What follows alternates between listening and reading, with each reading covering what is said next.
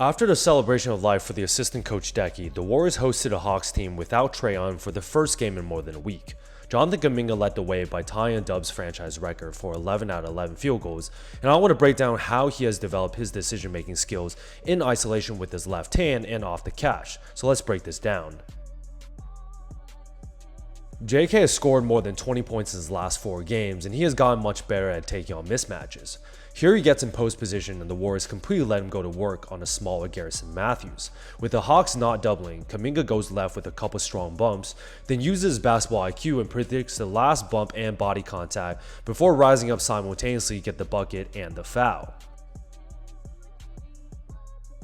He's still not the most reliable spot-up shooter, so when we get a 2-on-1 advantage here, it completely makes sense for Murray to help off the strong side corner one pass away. Draymond is not going to force the shot here, but with a kick-out pass, I love how JK has stopped hesitating and instead attacks off the catch. With a shimmy shake, he's able to get Murray even slightly off balance before taking a couple patient dribbles with his left, and again, Atlanta does not double. Recently, I've realized he's developed some sort of mid-range fadeaway where he's able to not force the ball in traffic around the rim and instead rise up against smaller guards and gets a clean look from 10 feet.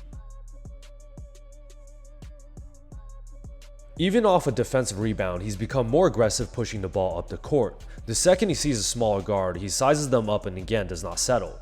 Kuminga has been able to keep his dribble alive and attack in isolation, and here he's able to penetrate and go up with his weak left hand for a high percentage shot around the basket. This is probably my favorite move of the game. With Jalen Johnson reasonably giving him space on the perimeter, Kuminga slightly shot fakes and again attacks the paint. Similar play like earlier, he keeps his dribble alive with his left hand, but because he knows Johnson is as big if not bigger than him, JK fakes a step back into a shot fake, knowing Johnson would try to go up and block the shot, instead uses a step through for a wide open layup, and that's great footwork. Another great example of JK's maturation. With Steph about to set an on-ball pick, the Hawks are worried about him and want to keep DeJounte Murray stuck on him. So Kuminga looks towards the screen before bursting with an in-and-out dribble that freezes Johnson, before a quick first step with his left, and even takes an extra dribble to get back on balance in order to explode for a dunk. He was pretty much able to show the whole package last night, and here on the cross screen by Corey Joseph, the Hawks do not switch, but the goal is to get Kuminga the ball again in the post. JK stays aggressive here and reads Johnson's position. Remembering the last time he got him up for a shot fake, Johnson now plays a little more deep and is giving him some extra space. Simple rise up for the midi that rattles in, but you'd imagine Atlanta would live with that kind of shot. It's not too crazy to think Kuminga will sooner or later be the Warriors' second option. A Clay on-ball screen gets the Hawks to finally switch, and JK smells blood with a much smaller mismatch. He's definitely not passing the ball here and not selling for a jump shot either, so Kuminga hits him with a couple in and outs and hezzies, and I feel like he knew the smaller guard would try to get his hands in a cookie jar to try to get the steal, so JK uses a James Harden move to draw contact before finishing the tough and one. Golden State tried running the same play with a Thompson on-ball screen, and this time Johnson goes under the pick to prevent the switch. Another isolation, Kuminga forces it with his left hand and again keeps his dribble alive for the last body bump. That contact got his defender off balance, allowing JK to use his strength and goes up strong for another layup. We are seeing him improve his patience on ball in real time.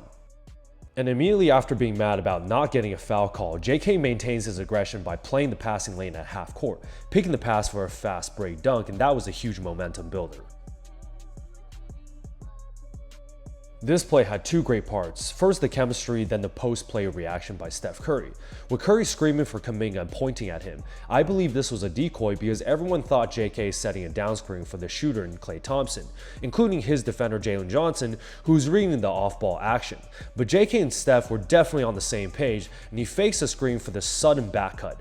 And this chemistry between Curry and him was just beautiful as he gets the reverse layup to go and the foul by Johnson. To put icing on the cake, we got Steph to set a cross screen knowing that the Hawks will not switch. This gets Johnson to trail, and Kuminga is able to establish deep position in the post. No help from the Hawks one more time, and JK was just too deep in his bag the whole game, completely bullying Johnson by using his body to feel the defender, before fading away for probably the toughest shot he took all game, but he still gets the shooter's roll. There you guys have it. I was bound to finally make a Jonathan Kuminga video after the last few weeks. With the devastating sudden loss of one of their assistant coaches, the Warriors had an extended time off before coming back home and celebrating Deki's life.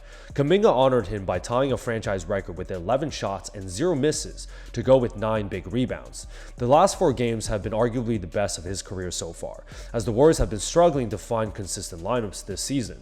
And with coaching and player conflicts, Steve Kerr finally let Kuminga to cook the whole game, as we're able to see him develop his left-hand game, improve his decision-making, and attacking in isolation.